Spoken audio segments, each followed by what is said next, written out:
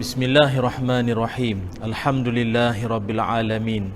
Wassalatu wassalamu ala Rasulillah wa ala alihi wa sahbihi ajma'in. Qala rabbi shrah li sadri wa yassir li amri wahlul 'uqdatam min lisani yafqahu qawli. Allahumma iftah lana qulubana fi talabil ilmi warzuqna ikhlasu fihi wal 'amalu bihi wan nashru bihi hatta ya'tiyana al yaqin. Amin ya rabbal alamin, amma ba'du. Alhamdulillah, syukur dan puji dipanjatkan ke hadrat Allah Subhanahu wa ta'ala. Dengan izin, ketentuan dan kasih sayangnya, dapatlah sama-sama kita bertemu pada kesempatan malam yang berbahagia ini.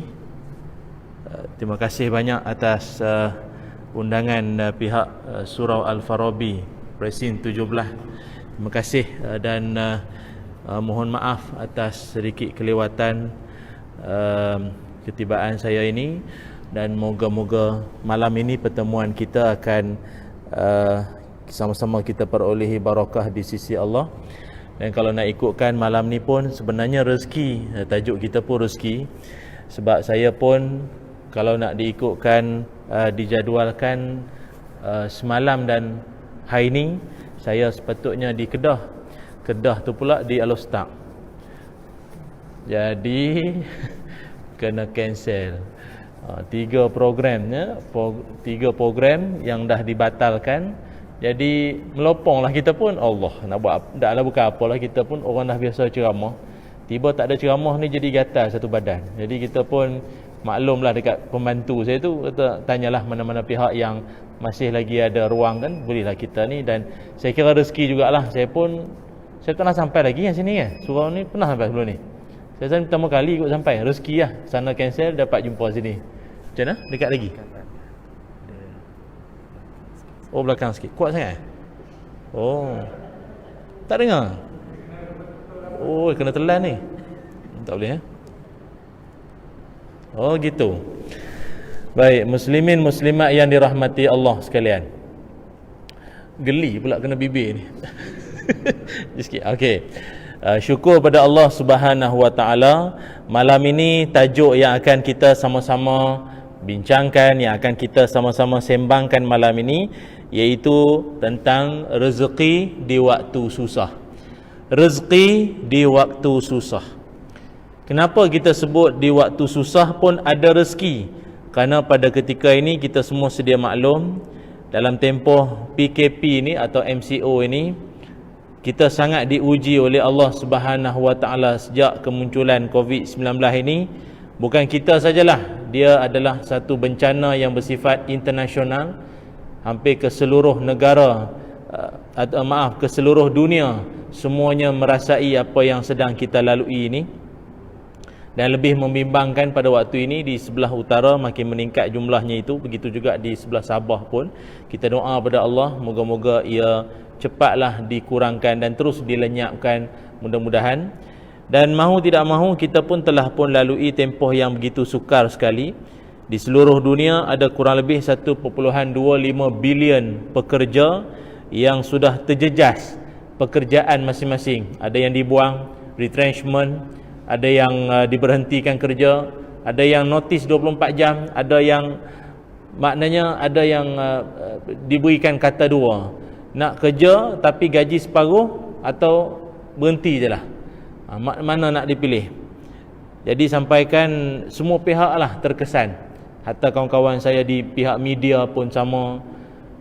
Ramai ratusan yang diberhentikan kerja. Jadi maknanya bila ramai diberhentikan kerja, overhead rumah kena bayar. Yang sewa, yang beli, kereta, yuran persekolahan anak-anak. Kalau anak seorang dua gagah lagi, ni anak 5-6 orang, dengan universitinya pula banyak perbelanjaan, yang duduk dengan orang tua, jaga pula orang tua, yang dressing pula, yang tebuk Allahu Akbar. Beratlah, memang berat ujian ni. Dan sekarang ni pun kalau di sebelah Kedah pun ada kawasan kan, dia ada zon-zon dia tu, yang memang beratlah keadaan ini. Dan kita pun sangatlah dalam waktu ini kita berdoa pada Allah, moga-moga Allah Ta'ala berikan kemudahan dan keringanan bagi rakan-rakan kita yang sangat terkesan pada ketika ini. Sampailah di awal-awal PKP hari tu, sampai yang pergi dekat mesin ATM, ramai yang minta supaya bank negara keluarkan dekat mesin ATM tu duit RM5. Pasal RM10 pun tak ada dah, RM50 lagi tak ada, RM5 boleh tak keluarkan? Kedai pajak gadai berbaris semua orang. Nak keluar tak ada dah, hak ada nak gadai dia. Tak ada duit dah. Jadi keadaan ini saya kira ini merupakan ujian lah di sisi kita lah semua. Namun dalam pada itu kita sebagai orang Islam, kita orang beriman ni, kita kena yakin bahawa walau susah, berat, macam mana pun pahit, getir hidup dan pengorbanan, macam lagu Ella pula, kita ni kok mana pun tetap ada rezeki yang Allah Ta'ala janjikan untuk kita. Sebagaimana kita sedia maklum, kita ni lahirnya kita telah pun ditetapkan beberapa perkara, jodoh, ajal, dan salah satunya lagi rezeki. Dan bila kita sebut rezeki ni, orang kita dia selalu cakap, tak ada rezeki lah kita malam ni, tak ada rezeki lah kita bulan ni bang. Ataupun dia kata, oh rezeki dapat jumpa dia, kalau tak jumpa dia tak dapatlah duit, tak adalah dapat orang belanja hari ni. Ataupun dia kata rezeki lah dapat mengendak anak dara mandi malam ni, rezeki juga dia kata. Mengarutlah ni orang tak faham, tak mari dengar ceramah kot. Dia kata boleh buat benda mengarut, dia kata rezeki. Dulu ada orang tu dia menang judi, main judi dekat apa tu, itulah dekat bukit judi itulah. Dia menang. Orang tanya dia apa perasaan menang ni. Ui, dia menang banyak, ratus ribu dia menang. Dia kata ini semua rezeki lah. Rezeki. Main judi kau cakap rezeki ya. Aduh, pening juga geng masuk air ni banyak sebenarnya. Tapi tak apalah tuan-tuan, marilah kita lihat dari sudut pandangan agama, apakah itu rezeki, dan bagaimana ketika susah ini mampu kita melihat ada rezeki Allah di sebalik kesusahan yang sedang kita lalui ini. Tuan-tuan yang dirahmati Allah sekalian, salah satu doa yang Nabi Muhammad sallallahu alaihi wasallam yang Nabi ajarkan pada kita agar jangan ditinggalkan ataupun mesti dijadikan sebagai kelaziman, iaitu doa minta 3 perkara. Apakah doa tersebut? Bismillahirrahmanirrahim. Allahumma lepas tu dia sambung barik lana, settle fima razaqtana, elok lapak terus.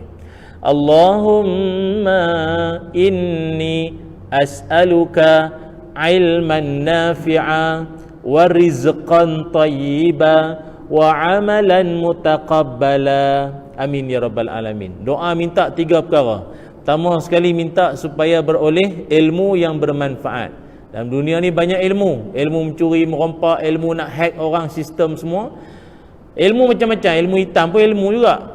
Tapi yang kita minta ilman nafi'a, ilmu yang bermanfaat. Bermanfaat untuk diri hak belajar dan orang-orang yang bakal kita ajar. Kita dapat manfaat, dia pun dapat manfaat. Kita meninggal nanti pun orang tu duk amal, kita dapat pahala juga. Ilmu manfaat lah. Baik, itu dalam dunia ni saya kira orang yang di kalangan guru-guru lah yang paling banyak pahala guru apa? Guru apa? Pendidikan jasmani. Guru apa? Sekolah memandu. Sekolah memandu. Tu cikgu-cikgu sekolah memandu tu banyak pahala tu. Pasal guru Quran pun dia boleh pergi ajar orang naik kereta, lesen dapat mana? Yang ajar tu lah. Kami penceramah lambat sampai pun bukan sebab sekolah mandu. Dia maknanya besar pahala tu. Mufti-mufti naik kereta semua tu asbab daripada sekolah mandu lah. Guru sekolah mandu tu. Besar pahala tu. Tapi dia orang tu pun jangan kembang sangat. Kalau kuat duk mencarut siang malam sama juga. Yang keduanya ialah warizqan tayyiba. Minta pada Allah rezeki yang tayyib. Kalau dah tayyib tu maknanya rezeki yang baik, rezeki yang bagus, rezeki yang tayyib, rezeki yang baik. Dan yang ketiganya ialah minta supaya amalan kita diterima Allah. Berpuluh rakaat kita buat siang malam, sia-sia kalau Allah tidak terima. Maka minta pada Allah, terimalah ya Allah, terimalah ya Allah. Aku tak rupa sihat ni Allah. Dalam tak sihat pun semayang juga, bangun tahajud juga ya Allah. Terimalah ya Allah. Itu 3 perkara. Pertama minta ilmu, kedua minta rezeki yang berkat, ketiga amalan diterima. Salah satunya ialah Nabi ajar minta rezeki. Minta rezeki pada Allah Ta'ala. Sebab itu tuan-tuan, ulama menyebutkan apa itu makna rezeki. Supaya lepas ini kita jangan lagi salah guna perkataan rezeki. Ada orang macam saya sebut tadilah, guna perkataan rezeki pada benda yang tak sepatutnya. Rezeki ni apa tuan-tuan? Kata ulama, huwa kullu ma tantafi'u bihi mimma abahahu Allahu laka sawa'un kana malbusun aw mat'umun hatta zaujata rizq al-aulad wal banat rizq. Kata ulama, rezeki tu ialah apa sahaja yang kita dapat ambil manfaat yang dikurniakan Allah kepada kita, sama ada pakaian, makanan, hatta isteri, pasangan, itu juga rezeki. Anak-anak, anak lelaki, anak perempuan, rezeki. Kenapa disebutkan juga anak perempuan? Tak sebut anak lelaki sahaja ataupun anak-anak aja. Kenapa sebut anak lelaki, anak perempuan? Pasal ada orang setengah dia menganggap bila lahir je anak perempuan, perempuan lagi. Orang tanya anak sulung lelaki perempuan. Oh, nombor 2 perempuan. Nombor 3 perempuan. Ramai perempuan dia jadi malu. Dia rasa malu kalau semua anak dia perempuan, majoriti anak dia perempuan. Apa nak malu?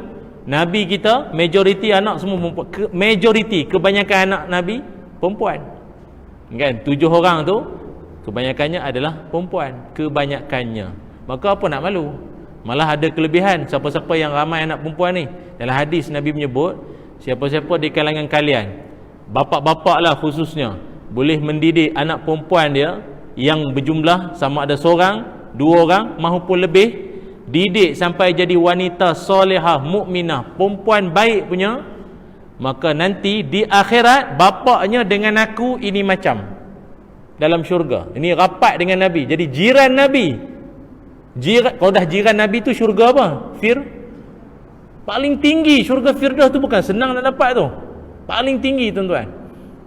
Syarat didik anak perempuan betul-betul bersungguh didik. Dibanding anak lelaki ni, perempuan dia banyak fitnah sikit lah, dugaan dia banyak sikit. Maka anak perempuan ke anak lelaki-lelaki ke, tetap ia rezeki dari Allah Subhanahu Wa Taala. Cuma saya nak highlightkan, kata ulama tadi apa? Rezeki tu apa? Sesuatu yang kita dapat ambil manfaat. Ada orang bijak pandai, dia kata apa? Duit kita belum tentu rezeki kita. Ni sedap ni buat ayat Facebook ni. Sekali lagi ya, kalau ada Facebook lah. Duit kita belum tentu rezeki kita. Mungkin ada orang kadang dia Ustaz, bukan duit kita rezeki kita. Tak, duit kita belum tentu rezeki kita. Tuan-tuan dalam poket ada RM50 ke RM100, tuan-tuan boleh jamin ke RM100 itu dinikmati ataupun dimanfaatkan oleh tuan-tuan? Tak. Mungkin dalam 100 tu nanti 20 tu anak punya. Habis dia minta boba tu. Tahu boba? Oh, sini tak minum boba Kan sekarang kan minuman boba tu bulat-bulat hitam tu. Oh, tak minum tuan-tuan. Jaga kesihatan sungguh orang Presiden 17 ni. Patut sihat. Semua nampak kaya boba lah tuan-tuan. Tengoklah tepi-tepi jalan takkan tak ada sini minuman gitu trending sekarang ni. Air zam-zam je kot minum ni semua ni. Anak minta itu, nak beli mainan, lalah yang baki dalam poket tinggal RM30 tambah pergi dalam anda, macam-macam ada IOI ke apa. Jadi maknanya rezeki itu adalah yang kita dapat nikmati. Ada orang tengah sale, tak tahulah di mana, shopping mall mana buat sale baju, kau hujung tahun year end sale, dia geram, dia beli baju sampai 9 lai.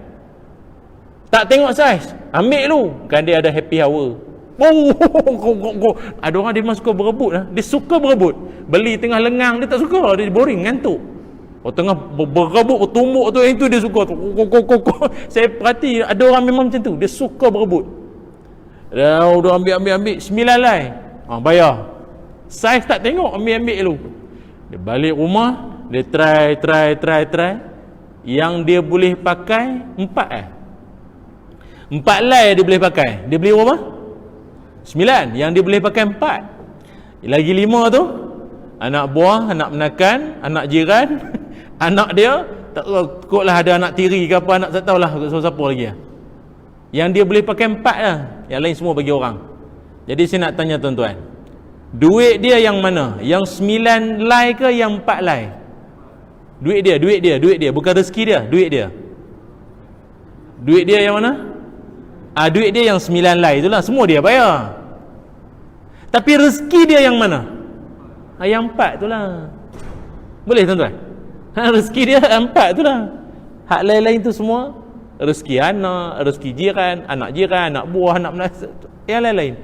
Maka begitulah hidup kita. Rezeki ni kata ulama adalah sesuatu yang kita dapat ambil manfaat. Hatta tuan-tuan kalau makan sekalipun, sepinggan nasi tuan-tuan ada kuku udang ke, ada lok ayam ke, habis ke tuan-tuan? Tulang makan tulang? Tak makan. Rezeki siapa? Yang makan tulang siapa? Jin. Jin makan tulang kan? Habis yang sup tulang? Faham tak tu? Faham? Maknanya sepinggan tu bukan kita makan semua. Maknanya ada rezeki makhluk lain. Begitulah hidup kita. Bukan semuanya duit dalam akaun tu kita punya. Dia ada portion orang lain.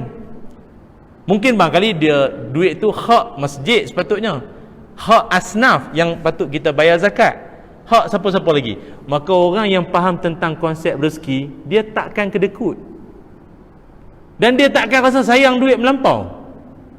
Sebab dia sedar bahawa satu, duit ni pinjaman dari Allah. Aku meninggal nanti duit berhimpun banyak pun, yang habis siapa?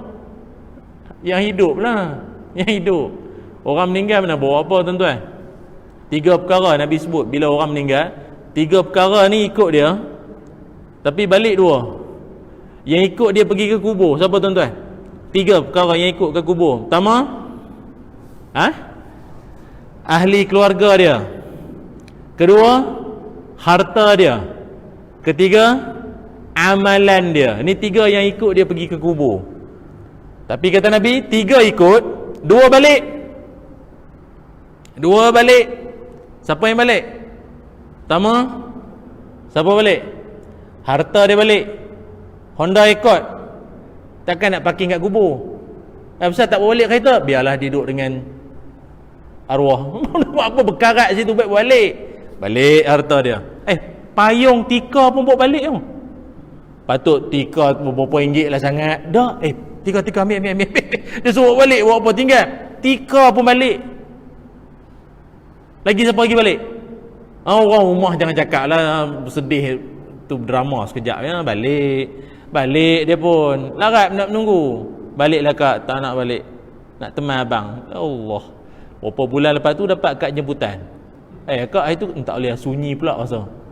Pula dah tension hak dalam kubur tu loh. Kata tak nak menikah juga. Jadi yang tinggal dengan kita siapa dia? Satu yang tinggal bersama. Siapa? Tiada lagi gunanya harta, kawan karib, sanak saudara, jikalau ada.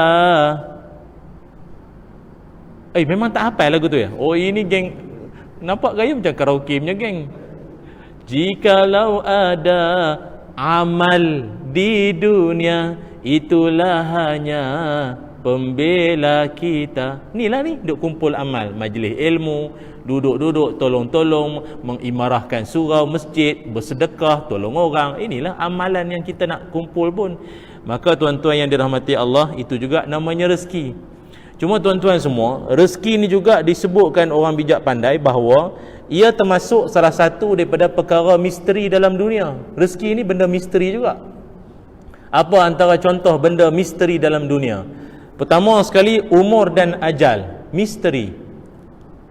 Dia tak boleh nak agak, susah nak agak. Nampak gaya hidup dah lama, tak mati lagi, tak meninggal lagi, lama hidup nampak gaya. Dia rasa dia ni bayar moyang kita dulu, hidup lagi, tak meninggal lagi. Dan buku sejarah pun ada dia, tak mati lagi, ada lagi. Susah nak agak. Ada orang bukan baru beranak semalam, meninggal dah ni, jantung berlubang, meninggal dah. Baby meninggal kecil.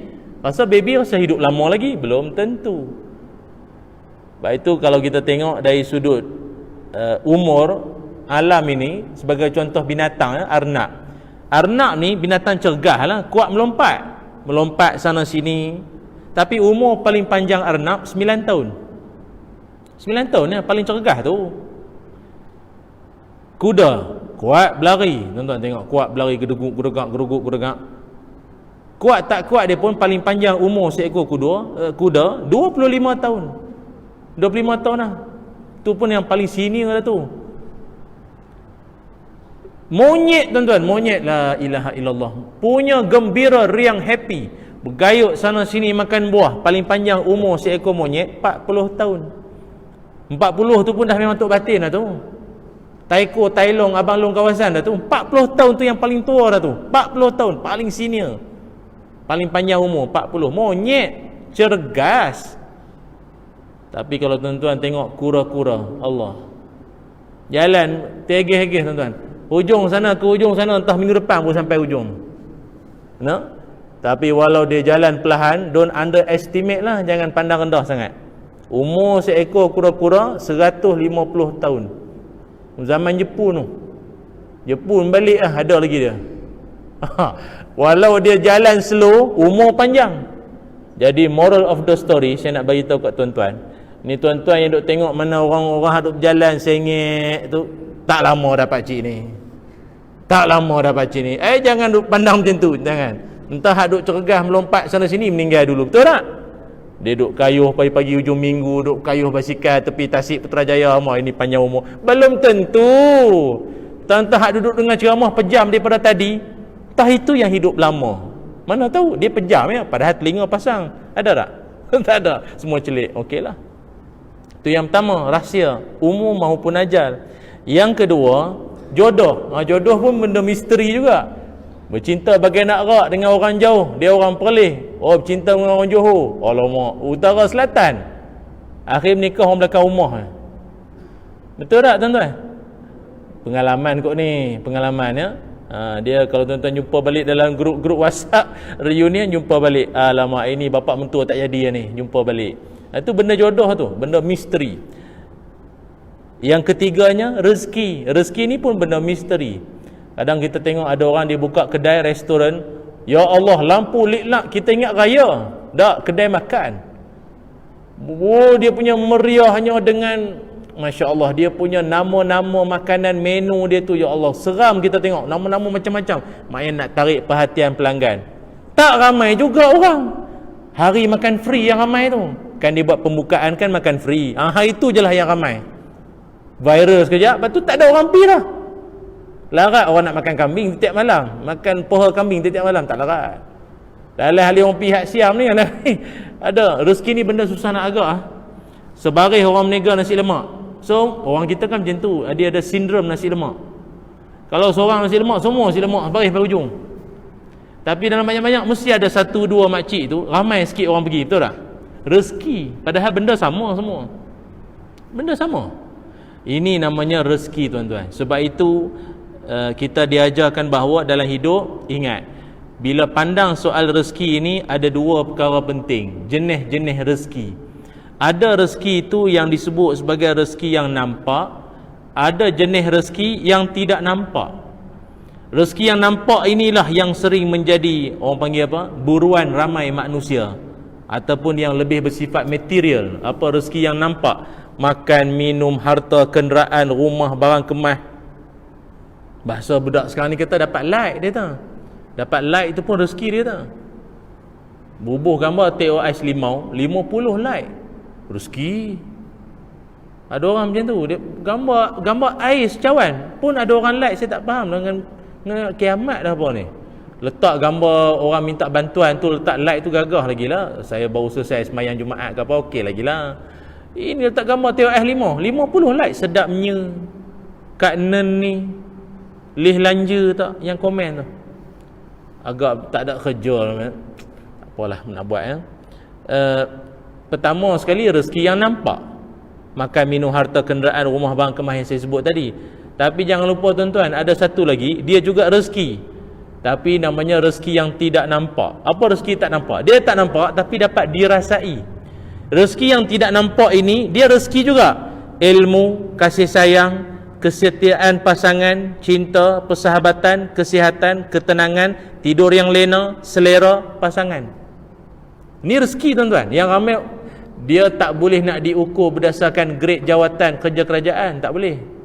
Walaupun ada orang mungkin dia tinggilah, jusa lah, barangkali jusa C ke apa, tapi barangkali dia tak dapat rezeki kesetiaan, mungkin dia tak dapat rezeki kesihatan. Betul tak? Sebab itu bagi saya dalam banyak-banyak ni, Sihat tu rezeki sebenarnya.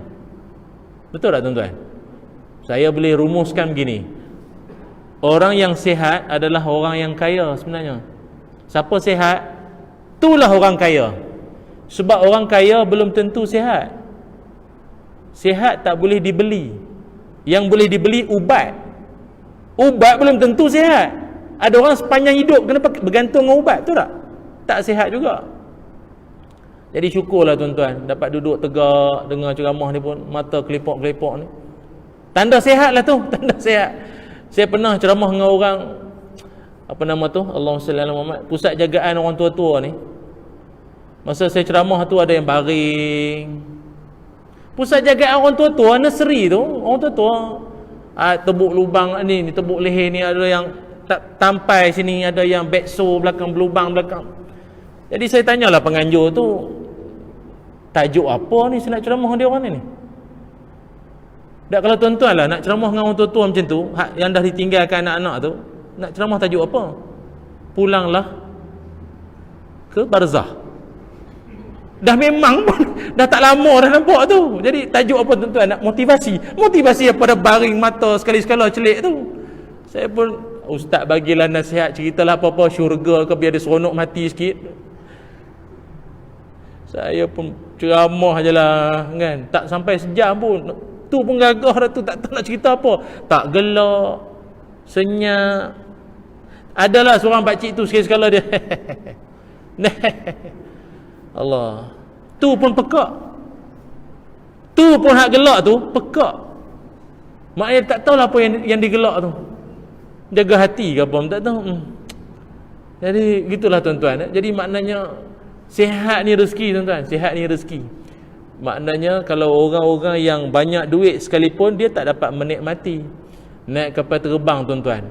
Kadang duduk di business class, first class, makannya sedap. Bukan makannya sedap apa, jangan kata makan. Kadang macam tuan-tuan biasa naik kapal terbang kan, kalau yang jauh-jauh lah, kadang kalau duduk business class, belum terbang lagi, pramugari tu, stewardess tu tanya, any drink, nak minum apa-apa, belum terbang, dia tanya dah, dia bagi menu dia bagi. Hak duduk ekonomi ni, hak duduk belakang tak ada terbang, tunggu mana air tak sampai. Kadang kita dah lena dah, rupa air tu lalu dah entah mana, minta kacang kat 40 kali ya. Nak kacang tak padan dengan gaut, minta kacang. Tuan-tuan tahu yang duduk business class tu pun bukan semua benda dia boleh makan tau. Bagilah menu dengan kambing, dengan salmon, tak boleh. Dia beritahu pramugari tolong gerak dia lagi 2 jam nak makan ubat. Dalam hati saya, kalau kau nak setakat makan ubat, pergi duduk belakang. Ramai lagi rimau kat belakang tu nak duduk depan. Betul. Ramai lagi yang lapar kat belakang tu. Satu set tak cukup, dia nak lagi. Ya Allah, maknanya apa tahu? Rezeki. Allah Ta'ala ni maha adil. Ada orang Allah bagi duit dia banyak, tapi tak apa sihat. Begitu. Tapi sebab itu kita katakan bahawa rezeki ini ada bentuk kesihatan, ketenangan, tidur yang lena. Tuan-tuan, ada orang kaya tidur tak lena, tilamnya mahal, empuk lagi, tak boleh lena. Saya tengok ada kadang saya ceramah, mana ada empuk pun, kapet kerah lena, tak rasa bersalah. Jadi kita pun taklah kita kata apa, bagi kita itu rezeki dia lah. Rezeki dia. Macam kawan-kawan saya kan, dia duk pergi misi bantuan di Syria. Dia orang kata Syria, tuan-tuan tahu kan, Syria negara berperang. Anak-anak kecil boleh tertidur tepi-tepi jalan tu, tepi-tepi jalan bus stop tu, boleh terlena kat situ. Tak, negara tengah perang boleh lena lagi. Maknanya apa? Rezeki. Allah nak mententeramkan jiwamu, badan kau dah letih, kasih rehat, tidur. Negara tengah perang, maknanya lena tidur itu rezeki. Tapi kalau lena time khutbah, apa? Itu apa? Apa? Rezeki? Itu saya tak faham lah tu tuan-tuan. Ramai time dengar khutbah banyak hilang kepala. Tahu hilang kepala? Dia tidur tu, kau tengok dari belakang sama, tak ada kepala semua, hantu Jepun nama dia. Tak faham, tak apalah. Ya, rezeki namanya rezeki yang tidak nampak. Dia rezeki tu, syukur pada Allah. Apa lagi? Pasangan. Hatta Nabi Muhammad sallallahu alaihi wasallam Nabi menyebutkan bahawa aku direzekikan oleh cinta Siti Khadijah. Nabi mengistilahkan cinta Siti Khadijah itu sebagai rezeki. Satu wanita yang bangsawan, saudagar wanita, orang hebat, boleh memilih Nabi sebagai pasangan hidup dia. Ini rezeki. Tu. Bagi kita pun sama. Kadang mungkin, yalah, wajah suami tu nak kata berbanding Zul Arifin tu tidaklah sangat. Paling kuat Zulhijjah je lah muka suami tu. Tapi dia caring, penyayang, memahami, tak mengamuk. Rezeki juga kan. Kita pergi laluan azan isyak dulu kan, macam mana? Okey, dan kita akan sambung sedikit saja lagi selepas ini. Jadi jangan ke mana-mana, insya-Allah.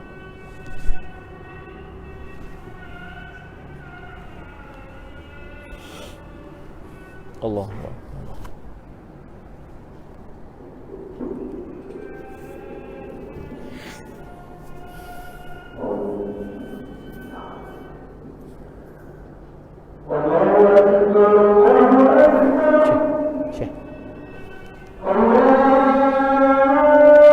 Sampai pukul 8.45 boleh? Boleh. Allahu Akbar, Allah.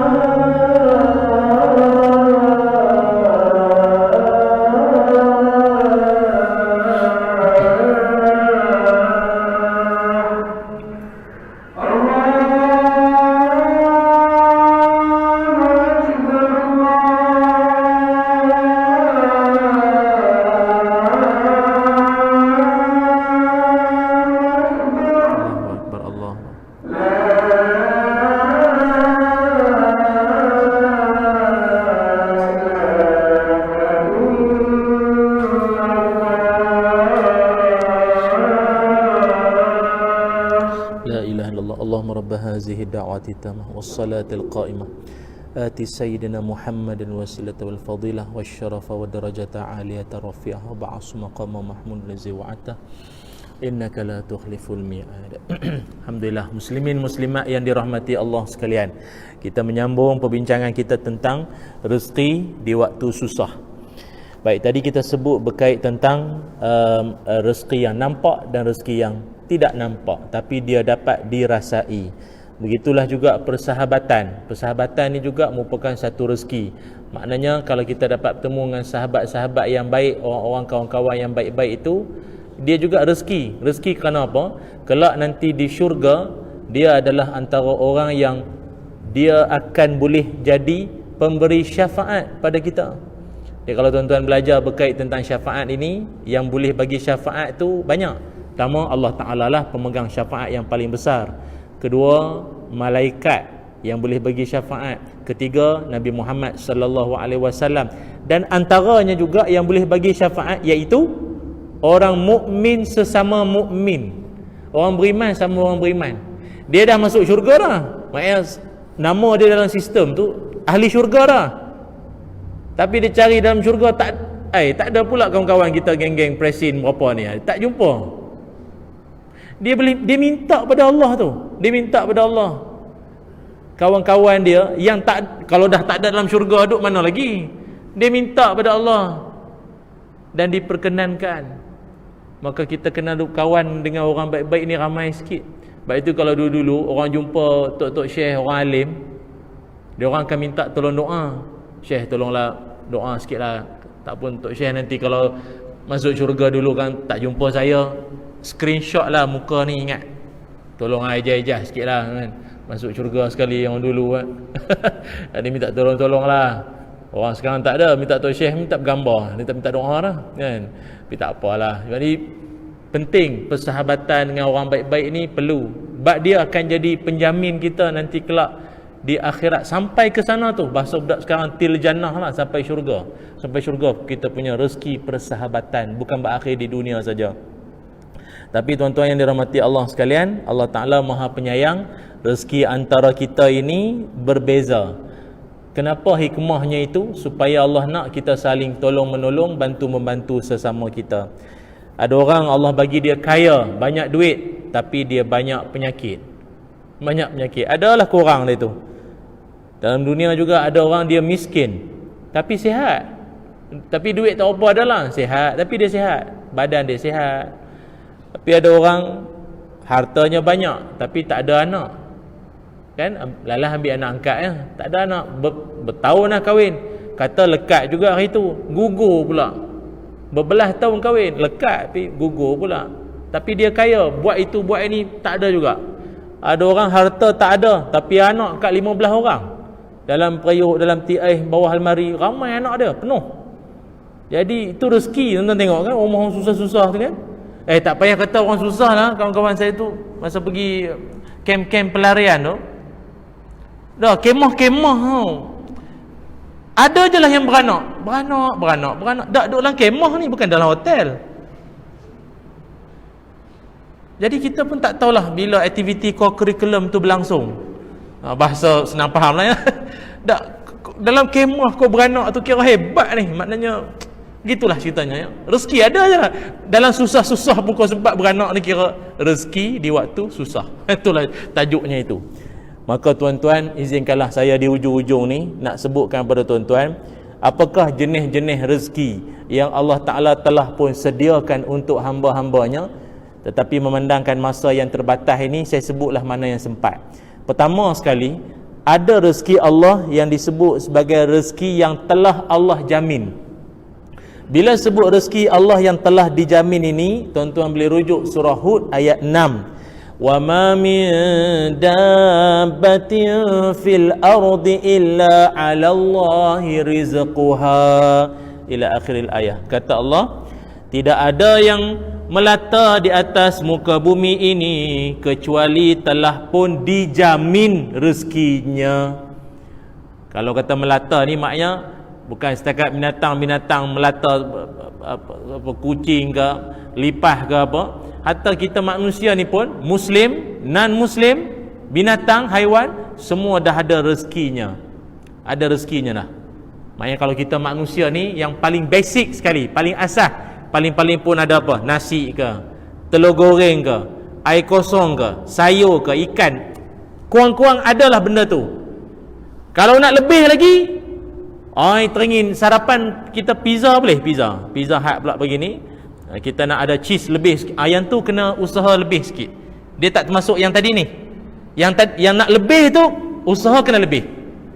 Yang sebut sekarang ni, ini yang basic punya. Maknanya asnaf ke tak asnaf ke, semua boleh dapat sama. Awak teringin nak makan lutut kambing, tu kena usaha lebih sikit. Tu kena lebih sikit. Kalau tengok binatang tuan-tuan, Allah Ta'ala bagi rezeki ni, semua makhluk dapat, dengan binatang-binatang semua pun dapat. Semut, tuan-tuan, semut punya kecil begitu, tapi walau tubuhnya kecil, dialah binatang yang paling cepat merebut peluang. Jatuh saja sisa makan tuan-tuan kan. Tuan-tuan kalau makan apa, tak kisahlah kenduri ke di rumah ke apa, biskut ke apa, jatuh yang serbuk-serbuk tu, binatang apa sampai dulu? Semut, gajah, rimau, kijang, tak sampai lah. Tu sampai dulu. Maknanya dia binatang yang cepat merebut peluang.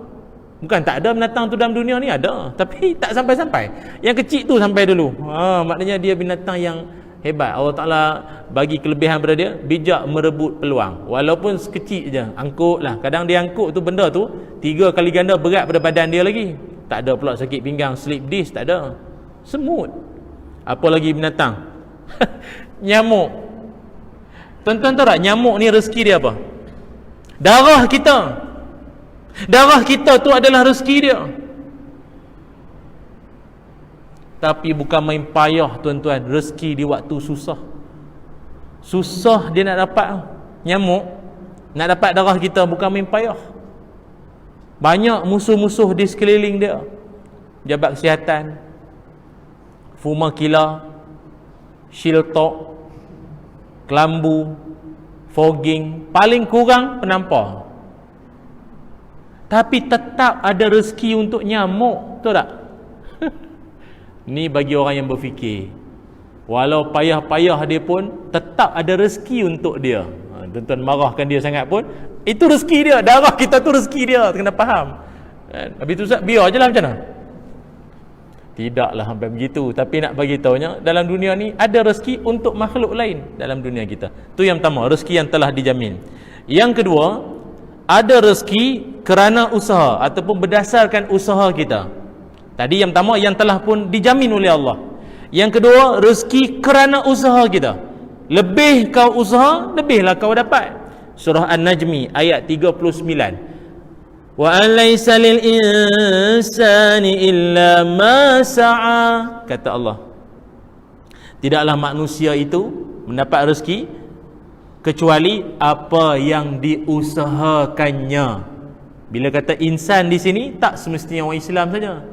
Kalau dia non-Muslim sekalipun, asalkan dia kerja kuat, kerja dengan bersungguh, maka dia akan dapat lebih. Dalam dunia ni tuan-tuan, ramai pemain bola terkenal tu, kaya sungguh.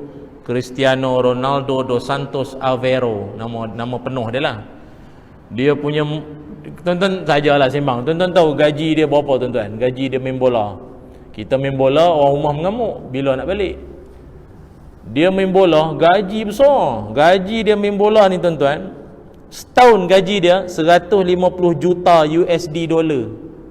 USD tu kalau convert duit kita lebih kurang 175,351,890 ringgit. Macam inilah tuan-tuan, tak payah pening sangat. Dengan duit dia sejumlah tu, gaji dia banyak tu, apa dia boleh buat? Ya, dia boleh beli 31,313 buah kereta Viva. Tu kalau dia nak beli lah. Kalau dia nak beli, punya kaya cik oi, kaya sungguh. Ini rezeki dia lah. Dia kuat berlari. Kita main bola, orang mengamuk, balik, okey. Dia main bola, dapat duit juta dapat tu. Orang kata 7 keturunan tak habis makan. Siapa lagi? Ramai. Syarikat Al-Ihsan tu, yang jual alatan sukan, tuan-tuan nak beli bola ke apa tu, Al-Ihsan. Saya dulu jujur cakap Al-Ihsan ni saya ingat kedai kitab. Al-Ihsan, jom Al-Ihsan, jom. Pakai kopiah mu siap. Loh, nak beli bola, nak beli seluar jogging. Rupanya, tak biasa kan kalau kedai sukan ni, nama tu bunyilah sukan sikit, harimau kumbang, harimau taring panjang. Lompatlah sejauh mungkin. Tak tahulah nama kedai sukan kalau lepas SSM lah, kalau nama itu. Al-Ihsan. Dan saya pun dah jumpa dah dengan bos dia tu. Tuan Ali Hassan tu saya jumpa dah. Dia kata dia amal 3 benda. 3 benda dia amal. Syarikat dia, kaya tak kaya tuan-tuan, dia punya keuntungan setahun, dia punya untung dia setahun saja, dia boleh dapat 100 juta untung. Dan dia antara penyumbang zakat tertinggi negeri Johor. 100 juta dia punya sale setahun. Bangga kita sebagai orang Islam. Dia kata 3 benda dia tak pernah tinggal. Tuan-tuan pun sama. Walau susah tak susah pun 3 benda mesti buat. Pertama sekali dia kata, dia jaga hak sama manusia. Pekerja, gaji on time, allowance semua mesti. Dia dah siap-siap dah. Bonus semua. Jiran jangan lupa, yang susah kita tolong, apa masalah kita bantu sesama manusia. Kedua, zakat jangan pernah tinggal. Zakat jangan pernah tinggal, termasuk sedekah-sedekah yang ni pun jangan lupa. Ketiga, penuhi hajat bonda, penuhi hajat ibu. Itu amalan dia yang alhamdulillah Allah bagi rezeki dia orang ni dapat 100 juta punya untung sale setahun. Sekarang ni saya ingat lagi lebih, berapa banyak lagi outlet dia nak buka lagi. Dahsyat tuan-tuan ya. Ini rezeki kerana usaha. Malah dalam kalangan sahabat-sahabat Nabi Muhammad sallallahu alaihi wasallam, ada satu orang sahabat Nabi ni, ketika Nabi bersalam ramai-ramai tu, ada satu orang sahabat Nabi ni, bila Nabi bersalam dengan dia, Nabi rasa tangan dia kasar dan keras, melepuh tangan dia tu. Nama dia Sa'ad bin Mu'az Al-Ansari radhiyallahu an. Nabi bersalam dengan dia, tangan dia, tuan-tuan pernah kot salam dengan orang rasa macam kertas pasir tu. Kasar tangan dia tu. Kasar. Orang dulu kalau nak minang nak darah orang, dia ramah nasi dulu. Dia ramah nasi dulu baru salam dengan bakal pak mentua. Pak mentua, oh kerasnya tangan. Tu tanda apa? Tanda apa? Kerja kuat. Tanda kerja kuat. Dia ramah nasi dulu bagi kasar-kasar sikit. Dan papah basuh habis. Dia ini sahabat Nabi ni, Sa'ad bin Mu'az ini, Nabi salam dengan dia, tangan dia melepuh. Tangan melepuh. Nabi sampai tanya dia, ma hazal ladzi iktasabat yadak? Apa cerita ni? Tangan kau ni pasal macam ni? Dia kata, ya Rasulullah, saya banyak job. Saya macam-macam kerja saya buat. Yang tanah, yang air, yang apa, kerja siang malam. Saya macam-macam kerja, saya banyak buat kerja. Apa jawab Nabi Muhammad sallallahu alaihi wasallam? Hazihi yadun la tamassuhan naru abada. Ini tangan takkan disentuh api neraka sampai bila-bila. Nabi jamin. Tangan siapa? Tangan orang yang rajin bekerja. Sebab itu bagi orang Islam, dalam kamus kita orang beriman, orang Islam, tak ada istilah pemalas. Tak ada.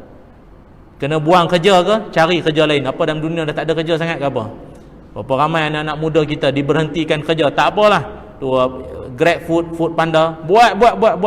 Dengan hujan lebat, panas, ribut. Bawa. Kadang aksiden, berterabur habis makanan semua. Bangkit balik, bangun lagi, kerja. Orang macam ni, kalau perangai macam sahabat ini, insya-Allah dia dijamin takkan disentuh api neraka. Hebat. Ini orang rezeki kerana usaha. Itu yang kedua. Yang ketiga, disebut juga ia sebagai rezeki. Namanya rezeki yang tidak terduga. Apa rezeki yang tak terduga? Surah At-Talaq ayat 2 hingga ayat 3. Wa may yattaqillaha yaj'al lahu makhraja wa yarzuqhu min haitsu la yahtasib. Siapa yang bertawakal kepada Allah, Allah akan bagi dia jalan keluar dan Allah akan bagi dia rezeki dari jalan yang dia tak pernah sangka. Sadaqallahul azim. Dan dalam hidup ini pun kita percaya bahawa kadang-kadang kita pun pernah jumpa rezeki-rezeki yang tak tersangka ni, pernah. Rezeki yang tak terduga, pernah. Pergi temuduga interview, dalam ramai-ramai interview, keluar bilik interview tu, tak ada dah, tak dapat. Payah punya soalan tu. Payah, goyang lah, tight necktie dah, panas, rasa dandang, rasa panas. Tahu-tahu balik-balik minggu depan dapat surat tawaran, anda diterima. Aku rasa jawab main-main je itu. Rezeki tak disangka. Yang datang tu semua yang balik overseas, yang hebat-hebat semua tu. Yang kita ni belajar lokal je, tu pun tak ada pointer hebat sangat, dapat rezeki. Kawan saya cerita dulu, ada satu syarikat ni kata rezeki tuan-tuan. Syarikat ni dia tengah nak cari marketer. Orang kata apa? Yang tukang duk promote barang produk lah. Jadi interview, ramai datang. Soalan dia senang betul lah tuan-tuan. Yang apa tu, permulaan tu dia ada berapa lapisan lah. Soalan pertama tu semua standard, sampai dekat bawah paling besar. Bawah besar tu tanya tiap-tiap orang, soalan simple saja. 2 tambah 2. Jadi yang datang tu budak-budak graduate yang UK yang jadi 2 tambah 2. Tak, ini bos besar ni tanya 2 tambah 2 ni apa soalan ni? 2 tambah 2 tu je dia tanya, 2 tambah 2. Jadi dia orang pun yang Mak Saleh sikit 4. Tak mau jawab 4, nak menunjuk awak UK 4. Ada budak kampung sikit 4 lah. Mari kawan kita seorang dia masuk 2 tambah 2 berapa cik nak? Cik nak berapa? Bos tu pun muka lain. Orang tanya dia tanya kita balik. 2 tambah 2 berapa? Dia kata, cik nak berapa? Okey, boleh keluar? Dia keluar dengan yang ni pun pening, hak tu pun pening. Orang tanya dia tanya kita balik. Dan rupanya yang tanya ataupun yang jawab dengan jawapan cik nak berapa itulah yang dapat. Pasal dia kata dunia hari ni saya tak mahu orang yang lurus sangat. 2 tambah 2 sekarang ni bukan lagi 4 dah, dia kata. Orang yang nak jadi orang yang pandai bercakap dengan orang ni, dia kena cabang fikiran, kena luas. Tak semestinya 4. Cik nak berapa? Saya ikut cik customer is always right, kan gitu. Dia diterima kerja. Rezeki. Kadang kita pun tak terfikir jawapan macam tu kan. Kita straight 2 tambah 2. Paling kuat budak sekolah Arab arba'ah. Orang bunyi 4. Itu rezeki tak terduga. Ataupun apa lagi tuan-tuan, rezeki tak terduga. Kadang duduk di kedai-kedai makan. Duduk kedai makan, nak pergi bayar, budak cashier tu kata, abang ada orang bayar dah tadi. Siapa bayar? Dia balik dah tadi ni. Ada tak tuan-tuan? Pernah orang bayar tuan-tuan? Rezeki tak terduga. Selamat duit aku ini dah lah pagi tadi kenduri. Tengah hari ada orang bayar pula. Malam ni ada kenduri tahlil lagi. Tapi bulan depan tak ada orang meninggal lah. Jadi lapar lah pula. Susah juga kalau tunggu orang meninggal majlis tahlil. Orang bayar. Saya berapa kali lah tuan-tuan. Kadang duduk makan tu, nak bayar, ustaz ada orang bayar dah. Kita pun alhamdulillah lah. Tapi tiap kali orang bayar, aiswan dengan roti kosong. Cubalah kambing kau bayarkan, sedap sikit nak makan lagi kan. Agak kau dia tengok dulu meja ustaz, aiswan boleh lah. Makan kau siakap 3 rasa pening, bayar sendiri dah ustaz. Musim-musim Covid dia kata kan. Tapi kata ulama dalam tafsir jalan lain, siapa-siapa nak dapat rezeki yang tak disangka ni kena amal 2 benda. Pertama dia kata mesti takwa kepada Allah. Yang kedua mesti tawakal, 2 T. Pertama takwa kepada Allah. Apa makna takwa kepada Allah? Apa makna takwa? Buat yang Allah suruh, tinggal apa yang Allah larang. Yang keduanya tawakal, maknanya berserah diri. Bila kita buat tu, serahlah. Maknanya orang kita ni, benda ni kadang dia 50-50 juga. Macam contoh bila kerajaan dah macam awal-awal hari tu kan, tak bagi berniaga bazar kan. Jadi apa lagi alternatif yang ada selain ni? Berniaga online, buat tempahan, COD. Tu pun ada orang dia, COD ni untung ke? Jenis macam ni payah sikit. Bagi orang yang tawakal tak apa, COD pun COD lah, janji jalan kita punya ni. Alhamdulillah ramai kawan-kawan kita, dia kata dengan COD ni lagi banyak dia dapat. Saya tuan-tuan, alhamdulillah lah dilantik jadi duta di Masjid Baitur Rahman Alam Sari. Kita tuan-tuan, sepanjang PKP ni, walau susah-susah kita ni duk bunyi macam-macam, hak tu kena berhenti kerja, ini tak boleh berniaga apa semua. Susah-susah pun alhamdulillah berapa bulan saja kita lancarkan sumbangan. Barulah maknanya start bila PKP tu sampai Ramadan, sampai ke hari ni dah kita dapat 5 juta kutipan. Target semua 25. Sekarang dah dapat 5 juta dah tuan-tuan. Ada satu masjid tu, Ramadan saja, Ramadan yang PKP baru ni, Ramadan saja 500,000 dia dapat. Rupa ramai orang tak dapat pergi masjid, duit dah lama tak masuk tabung, dia transfer lah mana-mana yang nakkan sumbangan, dia bagi. Rupa ada juga melalui jalan itu Allah Ta'ala bantu. Syarat tawakal. COD, orang malas nak keluar dah, order lah pakai telefon, pakai WhatsApp lah. Rasa sedap, order lagi, repeat. Dia promote kat orang lain. Rezeki tu jadi berkembang. Walau susah ada rezekinya. Tu yang ketiga, rezeki tak terduga. Yang keempat yang juga disebutkan sebagai rezeki, iaitu rezeki dengan anak. Rezeki anak. Surah Isra ayat 31. Kata Allah Ta'ala, wala taqtulu awladakum khasyata imlaq nahnu narzuquhum wa iyyakum. Kata Allah, jangan kamu bunuh anak-anakmu kerana takut miskin. Kamilah yang akan menanggung rezeki mereka juga dan rezeki kamu.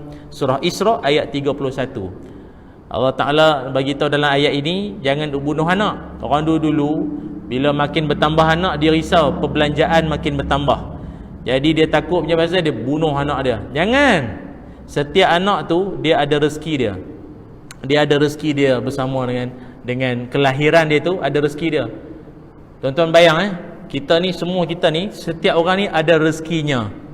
Bila duduk sebumbung, ayah ada rezeki dia, mak ada rezeki dia, anak sulung nombor 2, nombor 3 ada rezeki dia. Dah 5 dah rezeki. Tu kalau bertambah lagi tu, berezeki-rezeki tu banyak Allah Ta'ala akan bagi. Tapi macam kita di Malaysia ni, itu LPPKN, lembaga apa yang ni kajian penduduk ni lah, LPPKN buat kajian tahun 2021, awal 2021 Malaysia ni dijangkakan akan wujud satu golongan, bukan golongan, akan wujud satu fenomena yang dipanggil sebagai COVID-19 baby boom. Awal 2021. Maknanya kesan daripada lama sangat duduk di rumah, tak ke mana, kerja beranak lah nanti. Dia panggil apa, musim mengawan tu dia jadi berlanjutan, panjang. Panjang. Jadi awal 2021 tu banyaklah tambah baby. Sebab dulu tahun 98 di Amerika pernah berlaku ribut salji yang ambil masa berbulan-bulan. Jadi orang Amerika ramai kena duduk rumah, duduk rumah tak boleh ke mana. Kesan daripada duduk rumah lama, main sejuk salji. Jadi penghujung tahun itu ataupun awal tahun depannya, pertambahan yang luar biasa, dipanggil baby boom, snow apa nama tu, disebabkan snow, salji yang beribut yang banyak sangat, habis dengan anak-anak beribut, bertambah habis jumlah, jadi ramai, umat makin ramai. Dan kita pun akui kat tu, tengok ni Malaysia punya jangkaan lah, punya ramai. Tapi yang menyayat hatinya, bertambah baby tu alhamdulillah. Kes perceraian dalam tempoh PKP pun ramai rupanya ya. Hampir 6,000 pasangan bercerai sepanjang PKP. 6,000 dan ada yang mengatakan lebih daripada tu lagi. 6,000 lebih pasangan bercerai tempoh PKP. Mengamuk Suruh beli ikan kembung, awak beli ikan selah. Ikan pun tak kenal. Dah jadi macam treasure hunt kan, bagi senarai barang tu. Gaduh dalam telefon, bateri habis. Suami tu beli apa yang terlintas lah. Beli mengamuk. Daun kunyit dengan daun pandan pun tak tahu. Gaduh. Isteri pula jenis kuat buat kuih, buat kek. Kek kan macam-macam dia punya bendalah tu. Laki kau mana tahu dia tahu makannya. Suruh beli. Benda hak cecair tu apa, entah apa dia beli lah, racun dia habis tertukar semua. Itulah dia tuan. Jadi bergaduh punya benda-benda kecil pun bergaduh. Dan yang kelima, rezeki kerana berkahwin. Surah An-Nur ayat 32. Jadi kita galakkanlah mana-mana bujang-bujang ni menikah, sebab daripada perkahwinan itu Allah jamin. Surah An-Nur ayat 32. Tuan-tuan bacalah. Siapa yang menikah, Allah akan bagi rezeki kepadanya. Dan kita pun akui, dulu masa kita membujang, barangkali naik motor kat Cai ya, naik bas ya. Jap-jap nikah ada motor. Naiklah berdua tu. Pergi subuh pun 2 orang, suami pakai kopiah putih, isteri telekung putih. Pagi-pagi macam batu nisan bergerak nampak tu. Kan, dua-dua rajin. Elok, tak lama ada boleh anak seorang. Dapat anak takkan motor lagi, nak letak dalam raga, keselamatan. Beli kereta, kecil pun tak apa, rezeki tambah. Lama MPV pula, panjang lagi keretanya itu. Itu namanya rezeki Allah akan bagi. Cuma orang tanya, habis tu Ustaz, kalau kita menikah lagi tu, kira rezeki ke macam mana? Ada tak ayat Quran ke apa? Sampai sekat tu je lah yang saya boleh beritahu lah. Lebih-lebih tu saya tak berani lagi nak ulas isu tu. Bukanlah saya takut, saya kan golongan takwa, takut bini tua kan. Jadi kita takut dia akan jadi panjang lagi lah. Dia tak jadi rezeki, jadi kot lain pula nanti kan. Bagi yang berkemampuan, ahlan wa sahlan. Kalau tak mampu, ahlan wa sahlan wa jalan. Terus lepas tu. Wallahu alam. Cukuplah tuan-tuan sembang-sembang kita malam ni berkait tentang soal rezeki. Yang paling penting, bersangka baiklah kita pada Allah dan jangan pernah berhenti dalam doa pada Allah. Sebagai peringatan di penghujung ini, Nabi pernah mengingatkan kita, siapa-siapa yang ingat pada Allah, doa pada Allah, ingat pada Allah di waktu dia senang, Allah akan ingat pada dia ketika dia susah. Tu Nabi pesan tu. Siapa-siapa yang ketika dia duduk senang-senang, tak ada masalah apa, dia banyak ingat Allah, doa, zikir, ingat pada Allah. Kata Nabi, Allah akan ingat pada dia waktu dia susah nanti. Jangan ingat Allah waktu susahnya. Nabi pesan, waktu senang-senang semuanya ada, tapi tetap ingat pada Allah. Nanti engkau susah, Allah ingat pada engkau nanti. Itu pesanan Nabi sallallahu alaihi wasallam buat motivasi kita lah bersama agar tidak mudah mengalah dengan apa jua ujian dalam kehidupan kita. Bismillahirrahmanirrahim. Allahumma salli ala sayyidina Muhammad wa ala ali sayyidina Muhammad. Allahumma inna nas'aluka ilman nafi'a wa rizqan tayyiba wa amalan mutaqabbala. Allahumma inna na'udzubika minal barasi wal junun wal juzam wa min sa'il asqam. Allahumma aghnina bil ilmi wa zayyinna bil hilmi wa akrimna bit taqwa wa jamilna bil afiyah. Ya Allah, ampunkanlah dosa-dosa kami, ampunkan dosa-dosa kedua ibu bapa kami. Ya Allah, kurniakanlah kami ilmu yang bermanfaat, rezeki yang baik dan amalan yang diterima. Ya Allah, kami mohon berlindung padamu ya Allah daripada penyakit kusta, penyakit gila, penyakit sopak dan penyakit-penyakit wabak yang berbahaya ya Allah. Peliharalah kami seluruhnya ya Allah. Kurniakan kami, anak cucu keturunan kami di kalangan orang-orang yang soleh, di kalangan orang-orang yang sentiasa mengingatkan manusia lain agar sentiasa ingat kepadamu ya Allah. Ya Zal Jalali wal Ikram, matikan kami dalam keimanan, matikanlah kami dalam amal soleh ya Allah. Wa sallallahu ala sayyidina Muhammad walhamdulillahi rabbil alamin. Terima kasih tuan-tuan, semoga ada rezeki kita bersua lagi pada lain-lain waktu. Aku qauli hadza wa astaghfirullahal azim li wa lakum. Assalamualaikum warahmatullahi wabarakatuh.